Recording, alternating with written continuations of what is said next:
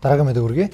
Хаанвал дүүргийн 2 дугаар хороонд байрлах нэхэмлийн 12, 13, 17, 18 дугаар байрыг буулгаж дахин барилгажуулах ажил 2021 онд эхэлсэн байдаг.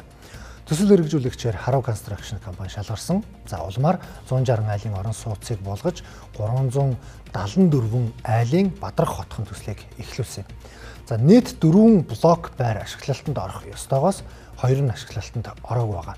За бэлэн мөнгөөр байр худалдаж авсан иргэдэд байрыг нь 2022 онд, за харин дахин төлөвлөлтөөр байранд орж байгаа иргэдэд 2023 онд ашиглалтанд оруулна гэж мэдэгдсэн байдаг. Гэвч хугацаанд ашиглалтанд оруулаагаас үүдэн 200 орчим иргэн бохироод байна. Бадрах хотхон төслийн 4 блок байрны эхнийх нь 2024 оны 3 дугаар сард, дараагийнх нь өнгөрсөн 1 дугаар сард ашиглалтанд оржээ. Харин үлдсэн 2 байрыг өнгөрсөн 2 дугаар сарын 15-нд ашиглалтанд оруулна гэсэн ч өнөө хэр ашиглалтанд ороогүй байна.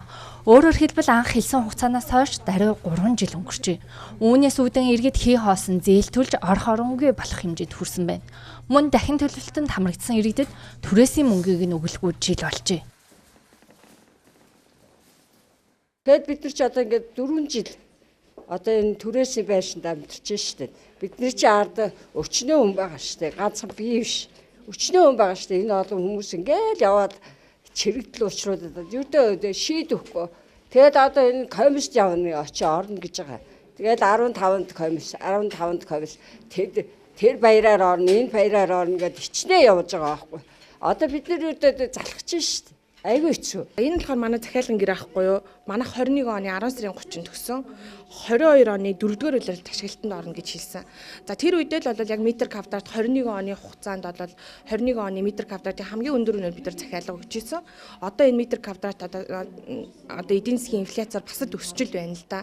Гэхдээ бид нар байранда ашиглалтанд ороод бид нар энэ чинь зарж борлуулах гэж биш амьдрах гэж л орж байгаа байхгүй юу? Гэхдээ яг ийм байдлаараа бид нар 2 жил энэ байрыг хойноос нь байраа ашиглалтанд оруулаач, байраа бариач гэд энэ Harrow Construction уран проекттой одоо ингээд бүтэн 2 жилийн үрийг гүйцэтгэж одоо хойноос нь хөөцөлдөж тоглож байна. Яг муур нохоо хөөлөгж байгаа юм. Гүйцэтгэгч компани зүгээс удаадараа удахгүй ашиглалтанд оруулна гэдэгч хэлсэн хугацаанд ашиглалтанд оруулдаггүй байна. Мөн эхний ажлаа дуусгаагүй байж нэмж дахин төлөвлөлтийн ажилд шалгарч байгааг иргэд шүүмжлээ. Харин Harrow Construction компани удирдлагууд дид бүтцийн асуудлыг нийслэлээс шийдэж өгөөгүй нь хугацаа алдахад хүргэсэн гэх тайлбарыг өглөө. Өнөөдрийн үед бол одоо нийтдээ 4 жил дөрвөн байшин хотгоноороо босч байгаа нийтдээ 6 суурь блок гэж явдгийг.